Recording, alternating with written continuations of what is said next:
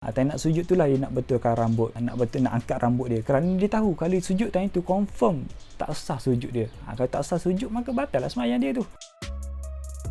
Pernah tak kita dengar kalau kita melakukan 3 kali pergerakan secara berturut-turut dalam sembahyang, maka batal sembahyang kita? Statement tu statement betul lah. Kerana salah satu perkara yang boleh membatalkan sembahyang kita adalah menggerakkan badan kita ni, anggota badan kita 3 kali secara berturut-turut. Dan anggota badan kita ni dia terbahagi pada 2, anggota yang besar dan anggota yang kecil. Kalau anggota yang kecil seperti jari ataupun kelopak mata kita, kalau kita gerak banyak kali pun tak membatalkan sembahyang kita. Seperti contoh kita gatal di bahagian tangan kita, kita garu banyak kali pun, sebanyak mana kita garu pun tak membatalkan sembahyang. Cuma jangan niat untuk bermain-main. Kerana kalau kita niat untuk bermain, sembahyang kita batal lah. Kerana niat kita tu pun dah salah. Niat kita untuk bermain-main, bukan niat untuk sembahyang. Adapun anggota yang besar seperti kaki, tangan, kepala, badan dan sebagainya, kalau kita gerakkan 3 kali secara berturut-turut maka batal sembahyang kita. Seperti contoh dalam situasi solat secara berjemaah lah kan. Secara solat berjemaah, tiba-tiba orang di depan kita tu keluar, mungkin dia terbatal wuduk ataupun terkentut dan sebagainya, dia keluar. Jadi kita yang kat belakang ni, kita kena ke depan lah untuk memenuhkan saf. Kita kena naik melangkah ke hadapan. Dengan selalunya 3 langkah dah cukup untuk memenuhkan saf, untuk ngam-ngam sampai ke saf yang ke depan kita tu. Kalau orang langkah yang pendek mungkin memerlukan 4 langkah, dan selalunya memerlukan 3 langkah dah cukup untuk untuk sampai ke saf di hadapan. Cara dia macam ni untuk kita mengelakkan daripada 3 kali berturut-turut.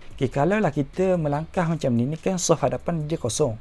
Jadi kalau lah kita melangkah macam ni 1, 2, 3 sampai di saf di hadapan kita tu, maka batal sembahyang kita kerana 3 kali berturut-turut. 1, 2, 3. Kalau macam ni sampai ke imam kita.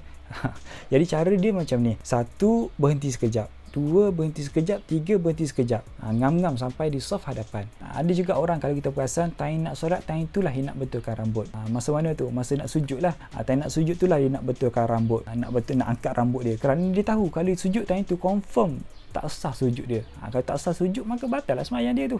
Kerana rambut dia tutup dahi. Sebab dahi ni di antara anggota yang wajib kena pada tempat sujud tu. Kalau dahi kita ni tutup dengan rambut, maka batal sembahyang kita.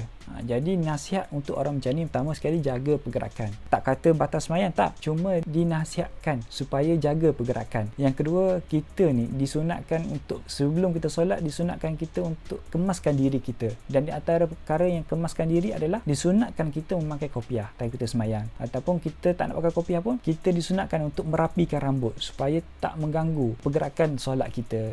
Kan ganggu, time nak sujud tu jugalah dia nak betulkan rambut. Dan ada juga kalau kita perasan time dia solat, dia akan pegang Quran ataupun dia akan pegang phone untuk baca Quran. Selalunya benda ni berlaku kepada imam lah, terutama sembahyang tarawih. Tarawih ramailah yang buat macam ni. Hukum dia sah je sembahyang dia. Cuma nasihatnya adalah perlu berhati-hati untuk pergerakan. Ditakuti pergerakan mereka melebihi 3 kali berturut-turut, maka batal sembahyang mereka.